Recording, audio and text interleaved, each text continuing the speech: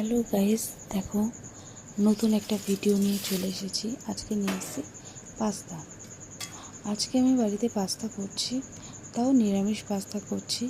কোনো আমিষ হবে না। আজকে আমাদের বাড়িতে নিরামিষ, তাই জন্য নিরামিষ হবে। আর এতে কোনো ডিম, মাংস, তারপরে পেঁয়াজ কিছু করবে না। শুধু এই যে আলু, গাজর, বিনস, ক্যাপসিকাম কেটে রেখেছি, এইটা দিয়েই আমার পুরো পাস্তাটা হবে। আর পাস্তাটা সত্যি ডিম, মাংস এইসব ছাড়াও, পেঁয়াজ ছাড়াও যে নিরামিষে এত সুন্দর খেতে লাগে, না করলে হয়তো বুঝতে পারতাম না। করে দেখলাম খুবই সুন্দর লেগেছে। আর আমি পাস্তাতে সবসময় পাস্তা মশলা দিই না, আর পাস্তাতে সবসময় ম্যাগি মশলা পাওয়া যায় না, ম্যাগি মশলাটাই দিই।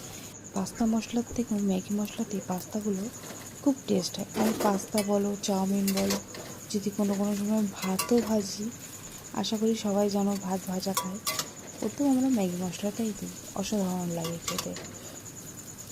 তোমরাও বানিয়ে দেখো, সত্যি ভালো লাগবে। একদিন পাস্তার মশলার বদলে ম্যাগি মশলা দিয়ে দেখো, আর খেয়ে জানিও কেমন লেগেছে, কমেন্ট করে ম্যাগি মশলা দিয়ে।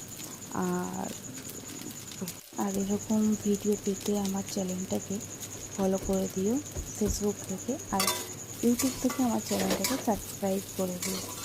আর আজকের ভিডিও এইটুকুনি। টাটা।